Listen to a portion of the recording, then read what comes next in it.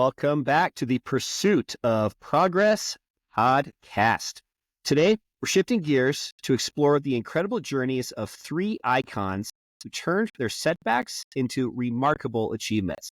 From Colonel Sanders' perseverance in the face of rejection, to J.K. Rowling's rise from hardship to literary sensation, and Grant Cardone's relentless pursuit of success in real estate, all three of these stories are powerful reminders of resilience. So, whether you're facing your own set of challenges or simply just looking for inspiration, today's episode will equip you with insights that can help you overcome obstacles and ignite your drive for success.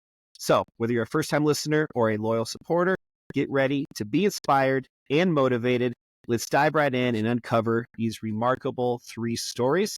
Ben, how are you doing, my man? I am doing great, and welcome back to the Pursuit of Progress podcast to all of our listeners.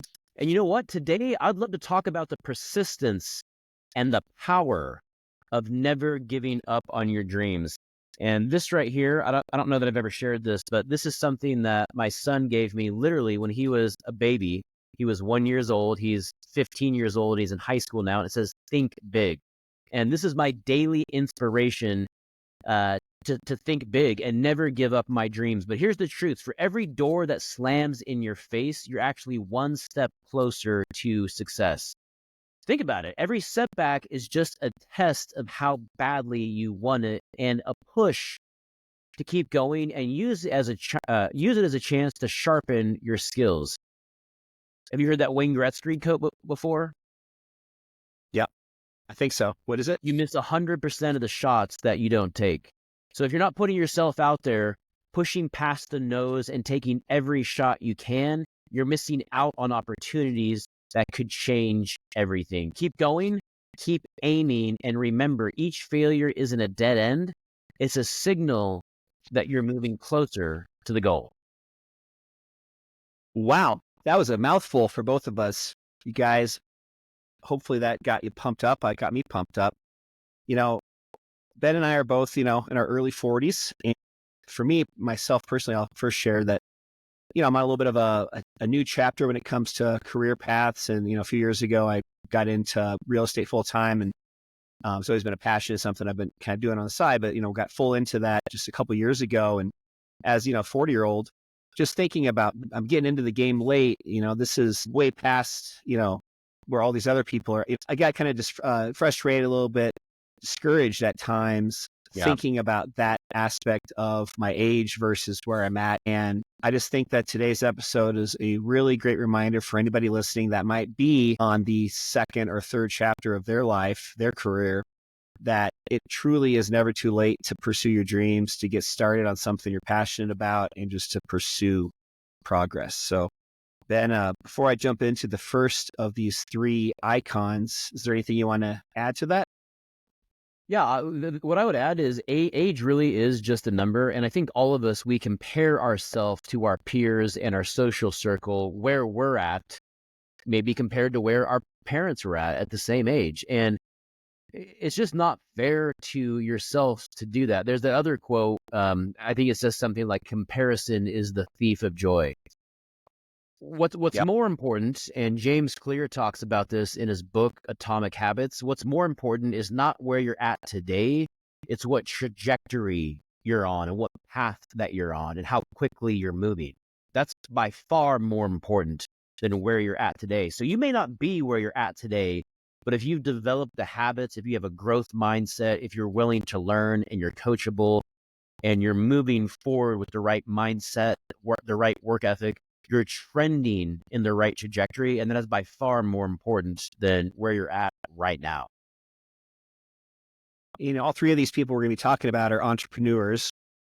I think there's an underlying skill set as entrepreneurs that you only get through past experience. And even if it's completely unrelated to what you're pursuing today, there's still 1,000, if not more, skills that you're developing on your first hustle, your first business, whatever it is that you've done in the first chapter or second chapter of your career that can be applied to what you're doing today. And even if it's unrelated, I guarantee it's allowing you to have a much faster pace with how quickly you're going to be able to scale these future businesses, these future pursuits of progress in your life. So I've just really been able to kind of realize that on my personal side of with my business recently, and just it gives you some just kind of, I guess, contentment with, even if something you worked on prior to what you're doing now didn't work out as well as you had hoped, there's still a ton of value you're giving yourself from that experience. And as long as you kind of keep that mindset, I think that really helps a lot with just your success. All right. So who is our first icon that we're going to be learning about? So the first one is his name is Harlan Sanders, also known as the Colonel Sanders. That was maybe the worst Colonel Sanders impression ever done, but I had to give it a shot. You know what I mean? I think that's a Warner Brothers cartoon character that you're doing. That is, yeah. I think I got the wrong chicken.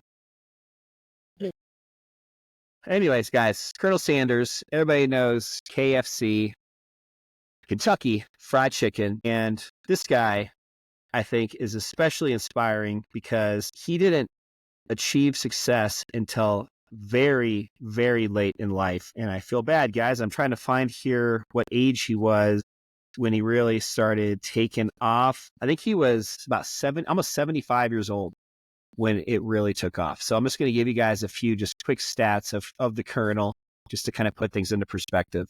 So he was born all the way back in 1890, Henryville, Indiana. Had a really troubled childhood. His father died when he was 6. Mother was having to support the family, working long hours, and basically just leaving him to have to take care of his younger siblings. So he was working these various jobs. He was a farmer, an insurance salesman. He was actually even a railroad worker. And his first kind of entrepreneurial venture was he opened up a service station in Corbin, Kentucky in 1930. So that was when he was 40 years old. So a few minutes ago, we were talking about, as Ben and I are, in our early 40s, he was at this kind of third or fourth chapter of his life when he did his first entrepreneurial, opened up his first business. At this service station, he was cooking, serving meals to people that are just passing by, travelers. And this is actually where he developed his famous fried chicken recipe using a very, very specific blend of 11 herbs and spices. 1952, so at this point, he was 62 years old. So this is, again, very close to when he finally got really successful. He began franchising the KFC brand. And this was based off of that successful roadside restaurant that he had first opened. And when he started franchising, this definitely led to some pretty rapid expansion. The first KFC franchise opened up in Salt Lake City, Utah in 1952. But before he got this first franchise in Salt Lake City, he is very famously known for quoting that he had actually knocked on over 1,000 other businesses. He had, reached out to 1,000 other, not just, not knocking door to door, but finding 1,000 prospects that were already considering a franchise or this, opening up a business of some sort. And he got failure 1,000 times in a row. Wow. Not 5, not 10, not 100. We talked in our episode last week about just failure and seeing that as an opportunity to grow. And that success is around the corner. I'd like to think that, I'd be able to do that a few times, but man, 1,000, that is just like unbelievable that he could take that much rejection, that much failure, and still persevere. We're not talking about 100 times or 500 times. We're talking about 1,000. And on top of all that, he actually lost the original KFC restaurant in the 60s. So only about 8 or 10 years after that first franchise opened. This is the original restaurant opened. There was a massive fire, and that just caused even more setbacks for the next couple of years following that. So that was in 1960. 1964, just 4 years later, there were over 600 KFC outlets in the United States and Canada. So we're talking massive growth, finally hit. He finally persevered to the point where he found success. Back in 1964, he sold KFC for $2 million and retained the rights to franchise the company even further, which has absolutely skyrocketed its popularity worldwide at this point. So today, KFC actually has over 25,000 locations, and they're in more than 145 countries making it one of the largest fast food chains globally. I mean, think about that. Started by someone who was over the age of 60.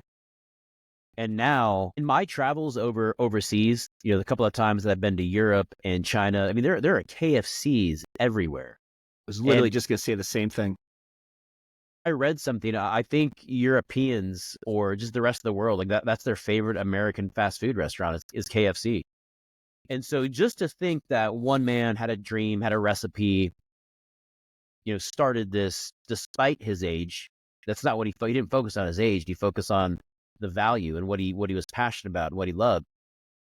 Starting that, and even before he died, he still had several 600 locations opened and possibly thousands. And so it's just an incredible story of perseverance, not giving up, and then not discounting yourself because of your age.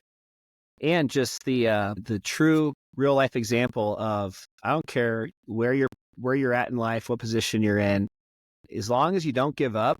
And this obviously is easier said than done at times, but as long as you don't give up, you're going to eventually succeed. It might hit on that first venture, it might hit on that third, it might happen on that fifth, it might happen on that 100th, it might take 1,000. But I think also what's not talked about is for every failure, you fine tune the value that you are providing in that next offering. And I think eventually, because of those failures, you're going to have a very, very just successful quality product or service that you're pitching or that you're providing. It's so easy for us or anyone to get discouraged after a week or after a month. Maybe you're starting a YouTube channel and you've uploaded 15 videos and none of them have gained any traction, and you feel so discouraged and you feel like you're a failure. Maybe you started a podcast and you've gotten to 100 episodes and you still don't have any traction. As long as you don't give up and you keep going and you're willing to learn and build, just like this story, 1,000 failures, age 62 years old. His first restaurant gets burned down. He didn't stop though. He just kept going. And as long as you just keep going, a lot of times you're going to come out so far ahead of what you had ever even dreamed or hoped for. I'll try and find the exact quote and share it on maybe our podcast next week. But I saw this really cool, like an infographic about Elon Musk yesterday. And it just talked about like his like number one piece of advice that he would give to like his younger self, just somebody that was just wanting to grow and succeed like he obviously has. It was just totally changing your mindset and reframing the idea of failure and not having it be this stigmatized thing in society of, oh my God, he failed. What is he going to do? Oh my, he failed, like totally changing your entire mindset around that. And that's what Elon did. That's what all the best of the best, most successful business people, athletes, anybody that's truly achieved greatness, they all have that in common. And that's what I have learned as well, just from reading biographies. Some of the biographies that I've read in the last 12 months, Sam Walton is another one. He's not on the list today, but he didn't start Walmart until he was 44 years old. Think about that. John D. Rockefeller. I'm reading JP Morgan Chase's biography right now. One thing that they have all had in common, regardless, Andrew Carnegie is another one. One thing that they all had in common, all of the all of these subjects from these biographies that I've read, whether it was from the 1800s, 1900s, 2000s, is their ability to persevere and their ability to overcome adversity. That is the number one thing, and they have all had that. And Jeff Bezos, for example, is another one. The reason their mountaintops and their stories are so great, Amazon didn't turn a profit for 12 years. Imagine that. I mean, you're not even profitable for 12 years. But the greater the valley, the higher the peaks. And so all of these entrepreneurs and these people that we're talking about, they've had incredible adversity, but they never gave up and they learned how to overcome it. And as a result, their story is just so powerful, and so is their success. Yep. So let's jump into number 2, just as inspiring as number 1. This one, maybe you guys aren't a big fast food connoisseur. Maybe you guys don't even like fried chicken. You might, though, be a book reader like Ben is. You might like fiction books. You might even like the famous, very popular movie series, Harry Potter. This is about J.K. Rowling. Rowling? Rowling. Rowling. Rowling. J.K. Rowling. So J.K. Rowling, very, we're seeing some themes with all these different successful people. She was born in 1965, Gloucestershire, England. She grew up in a very modest family. Her mother was actually a science technician, and her father was an aircraft engineer. They moved to London to pursue a career she moved to London to pursue a career in writing, but she faced all kinds of significant challenges, including the death of her mother. So she had a very serious personal challenge right off the bat when she moved there. When this happened, she actually was living on welfare, and she was also a single mother. And after her marriage had ended and she was a single mom, she was just struggling to make ends meet and really was just having a difficult time in life while she was raising her daughter, Jessica. So fast forward a little bit further on, in 1990, she wrote the very first Harry Potter book, and she actually wrote it on public transport, on a a train, just going to and from work from Manchester to London. And that was in 1990. Well, how When long that was the train? Because isn't that book like 1,000 pages? that's a good point. Hour a day each direction. She cranked out, man. Yeah, wow. So that was in 1990 when she had this first book. But she was facing all kinds of setbacks and challenges. She faced multiple rejections from publishers. In fact, finally, Bloomsbury Publishing accepted Harry Potter and the Philosopher's Stone in 1996. She wrote the book in 1990, spent 6 years just pitching it to publishing houses Wow. until she finally got one accepted. However, when they accepted this Harry Potter book and they agreed to publish it, they told her, we're gonna publish this, but do not quit your day job. Figure out a way to support yourself because we're not sure this book is going to be very successful. So she was finally getting a little bit of success just with getting a publisher, but even the publishers that decided to work with her were fairly pessimistic and not that excited about, not thinking it was going to be a big hit. Fast forward, the Harry Potter series has now sold over 500 million copies worldwide. It's one of the best-selling book series of all time in history. The books have been translated now into over 80 languages, and they've even been adapted into a successful film franchise that has grossed over $7.7 billion globally. Rowling became the very first author ever to become a billionaire, and today she's worth approximately $1.2 billion. Another story from very, very minimal, upbringing, did not have too much going for her to being the most successful author of all time. Just think about this. You write your first book in the series, and all of those Harry Potter books, they're very, very thick. I don't know what the exact page count is, but it's got to be between 500 to 1,000 pages. But just imagine that you finish the book, and what an accomplishment that is, just finishing the book. And as an author, that's always a big deal, just getting the book finished. Going through writer's block, finding the time to write it, having the discipline to sit down every day and actually commit to the work. You do that, and then it takes 6 years to get it published. And so you're thinking that, you finish the book, and I'm going to go pitch this thing, and maybe it's going to take a couple months to have a publisher pick. It took 6 years. And to not give up there and have the willpower to not only write the book, but then just to keep going. I wonder how many times she was rejected from all those different publishers over that 6-year span. I mean, that's incredible. And there can't be that many publishers. Like, I bet she probably had to, pitch the same publishers multiple times. I can't imagine that it would take 6 years to, I don't know. Regardless, it's just crazy. That is a massive amount of success. And I think about other authors that are some of my favorites, fiction authors. Michael Crichton would probably be the biggest one that comes to my mind. Tom Clancy, these other authors, John Grisham, the fact that she, surpassed all of those guys too. I mean, Yeah. just unbelievable. Now, I've never read the Harry Potter books before. I have seen several of the movies. I'm more of a Lord of the Rings fan. I've read those books.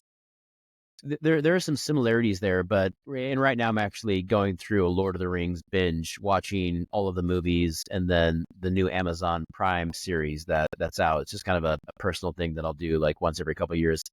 Anyways, though, watching this stuff and reading about it, I'm always, as I'm reading through literature like this or watching movies, sometimes I'll just have to pause and just take a moment to acknowledge the author's creativity. I mean, it's just like this entire other world has been created in their mind, and now they're putting it on paper and like telling these stories. It's just remarkable, the creativity. Yeah, I always think about that with James Cameron, and he's more of a sci-fi type, ideas, but J.K. Rowling for sure. I mean, all the different personalities and characters, all that stuff. So, but again, just going back to just, number 2 out of our 3 people that has just really, ingrained in our topic today of just how persistence is important. And no matter how old you are, success is waiting for you if you just put in enough effort and passion in achieving it. So guys, before we jump into the third of our icons in today's episode, just want to take a quick break and hear from one of our sponsors. So this one is, I think, one of the coolest businesses I've heard about in quite some time. If you guys are real estate people, VRBO, vacation rental, Airbnb type peeps, do not change the channel. Do not hit pause. Do not fast forward. Listen to this one. Transform your home into a profitable vacation rental with Roadrunner Property Care. Our expert team takes the stress out of hosting so you can focus on what truly matters. Ready to earn more? Well, visit us at roadrunnertucson.com today. Once again, that's Roadrunner Tucson. That's right. So great. So great. That's right. Now, who is our third and final icon of the day? All right. I feel like I've been hogging the mic on this episode. So Ben, I want to get you to give a little bit more on this one, since I know he's somebody that you and I both really look up to. The third and final icon is Uncle G, Grant Cardone. Grant Cardone's a real estate guy, so we'll talk more about that here in a second. But Grant Cardone, he was born in March of 1958, same year as my mom, in Lake Charles, Louisiana. He grew up in a middle-class family. His father passed away when he was 10, and he left his mother to raise all 4 children. So Grant and his 3 siblings all to themselves. So he struggled. One thing I think is very fascinating about Grant Cardone, he had a little bit more tumultuous type of an upbringing. He struggled with drug addiction in his 20s, went to several different rehabs. He worked in sales, was always struggling financially, living paycheck to paycheck. But finally, one of these rehab stints he went into just clicked, and he just finally became determined to succeed in sales and invested in his education, his self-growth. He read sales books, attended seminars, and eventually, after a few years of really kind of finding his passion, he created what we call the X rule philosophy. And, Ben, I know, is very familiar with several of Grant's books. X is one that I just, almost coined to being a Grant, phrase. And 10X rule is basically just emphasizing that you need to take massive action to focus on achieving goals that are 10 times greater than maybe what you initially envisioned. Ben has talked about before, this is actually a different author, about 10X is better than 2X. That guy, what was that guy's name again? Benjamin Hardy. Yeah, Benjamin Hardy, I'm sure, kind of crafted that from Grant in some way. I know he's a little bit old, maybe about the same time, maybe a little bit older. So I'm not sure who actually first came up with that. But that aside, the 10X rule is just something that Grant is very, just known for.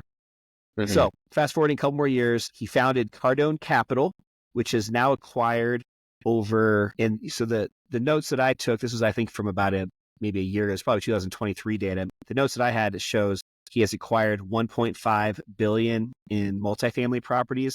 I'm pretty sure he's over 4 billion now. So I think just in the last year, he's almost doubled, or maybe a little bit more than doubled the size of the portfolio. Mm-hmm. This real estate empire that he's built up, it generates over $40 million in annual revenue. As I said, he's the author of several best-selling books, including The 10X Rule and another one of my favorites, Sell or Be Sold. He's a very well-done motivational speaker, incredibly strong social media presence, millions of followers, and he even has a 10X growth conference that I've attended a couple times, which was just crazy to see.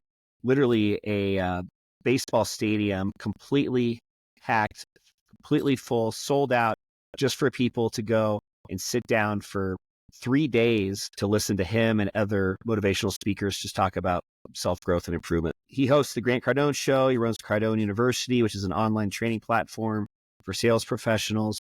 He owns a private jet. He has a helicopter.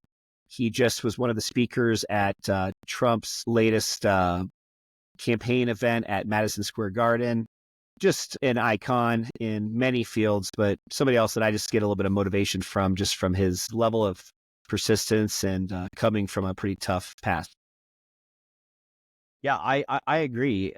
Just the adversity that he faced as a child and growing up, it's so difficult to overcome those things. And he's also someone who didn't have success early on. He faced all of the problems, addiction, the rehab, failed businesses in his 20s.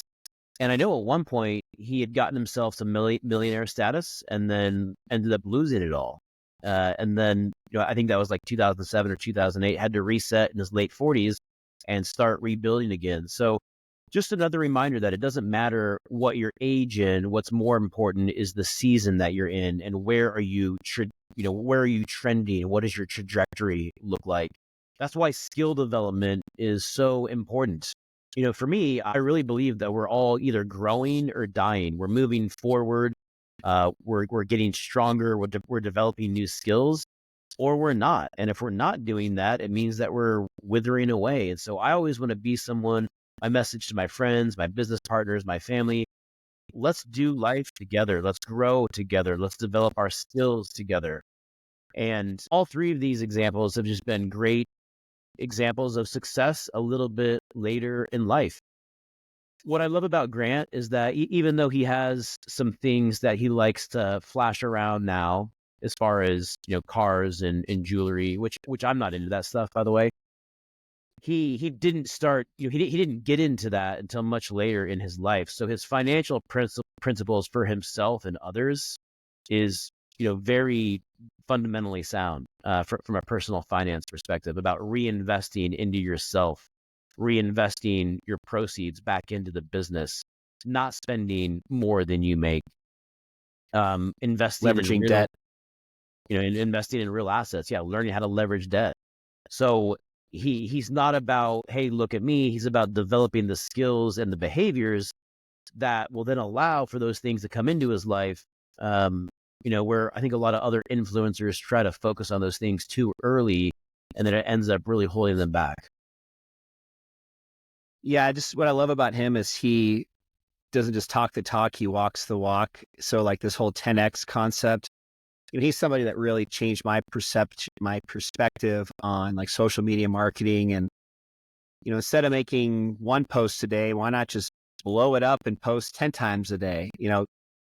There's obviously, you can go through both sides of that, as long as it's valuable and relevant type stuff you're providing, not just doing 10 posts to do 10 posts. But he just is somebody that has really pushed myself and others to just do more. Like if you think, you need to do, one of something a day, do two, or if you feel like you're at this level that you think is the peak, keep pushing. And that's, I think, where you separate yourself from these other people. And somebody like him has really just surpassed everybody else in his space and really just became the authority figure.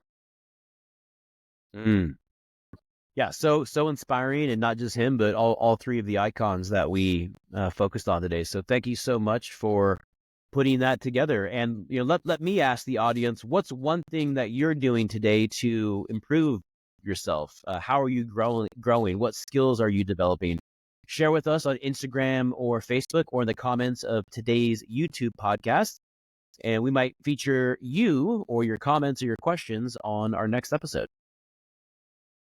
All right, guys. Well, yeah, thanks for joining us on this, I think, inspiring journey throughout these stories of Colonel Sanders, J.K. Rowling, and Grant Cardone on today's Pursuit of Progress podcast. We hope these remarkable transformations from struggles to success have motivated you guys to persevere through your own challenges. And just remember, setbacks can be these stepping stones to greatness, so embrace them as part of your journey. Look forward to seeing you guys next week. All right. Thanks, everyone. For Benjamin Adams and Adam Lang, this is the Pursuit of Progress podcast. Until next time.